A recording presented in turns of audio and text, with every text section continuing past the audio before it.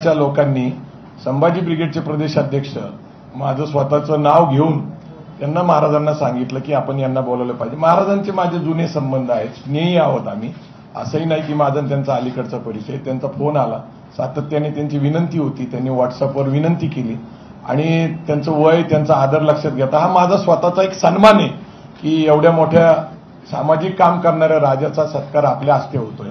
आणि मग मी त्या ठिकाणी गेलो, माझं कुटुंब बरोबर होतं, कारण आता स्वामी समर्थांच्या बाबतीत आपल्या सगळ्यांना धार्मिक भावना आहेत किंवा श्रद्धा आहे। माझी मिसेस पण गाडीमध्ये बरोबर होती, आम्ही सहकुटुंब गेलो।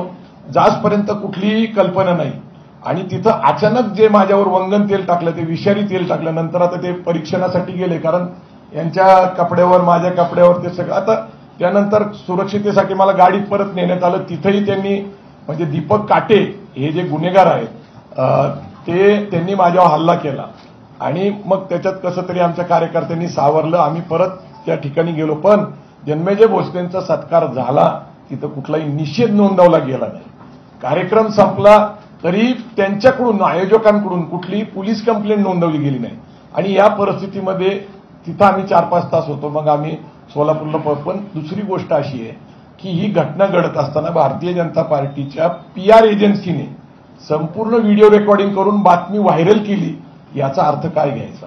आता सगळ्यात महत्वाचा मुद्दा जे आहे ते सगळं तुम्हाला माहिती आहे, मी तुमच्या पुढे जिवंत आहे, ही समाजाची जे माझ्यावर प्रेम आहे, विश्वास आहे।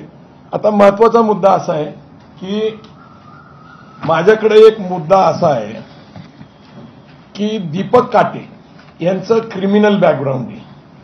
आता हे क्रिमिनल बॅकग्राऊंड स्वतःच्या भावाच्या खुनापासून त्यांनी शिक्षा भोगलेली आहे, जवळपास त्यांच्यावर खंडणीपासून अनेक गंभीर गुन्हे, तरीही त्यांना भारतीय जनता पार्टीच्या युवा मोर्चाचं सरचिटणीस पद दिलेलं आहे आणि मुख्यतः बावनकुळे हे प्रदेशाध्यक्ष असताना सातत्याने त्यांच्याबरोबर दीपक काटे दिसलेले। पण एक मुद्दा असा आहे अलीकडचा जो 2025 या वर्षाचा आहे,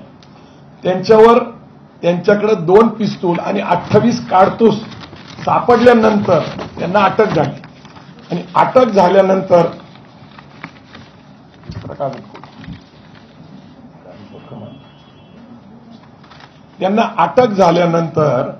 त्यांच्याकडे सापडलेली शस्त्र 28 म्हणजे आर्म ऍक्ट प्रमाणे क्लिअरली नमूद करण्यात आले की under section 3 of arm act त्यांना कुठल्याही प्रकारचं बेल देता येणार नाही।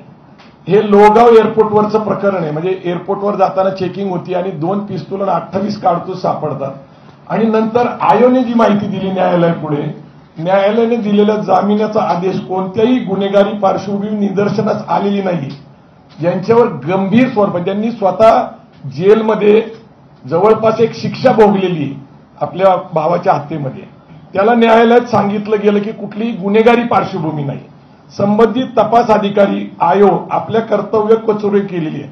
न्यायालयासमोर दीपक काटेचे गंभीर गुन्हेगारी पार्श्वभूमी समोर आणली गेली नाही। ती जर मांडली गेली असती तर कदाचित आज दीपक काटे हे जामिनावर सुटले नसते। ज्या आरोपीला मोका लावणं गरजेचं आहे आणि जेरेबंद करायला गरजेचं आहे, तर त्यांना मुक्त सोडलं गेलं, ते आत्ता सोडलेलं आहे आणि मुक्त सोडल्यानंतर त्यांनी हा जो गंभीर स्वरूपाचा गुन्हा केला हे त्यांच्यावर एक जबाबदारी दिली। दीपक काटे इज एन इन्स्ट्रुमेंट, पण ही व्यक्ती कोण आहे तर आपण आता तुमच्याच माध्यमातून जे व्हिडिओ आहे, मी तुम्हाला वचन देतो माननीय फडणवीसजी, मी व्यासपीठाचे सारे नेते सर्वांना ओळखता, सर्वांचं नाव घेतो।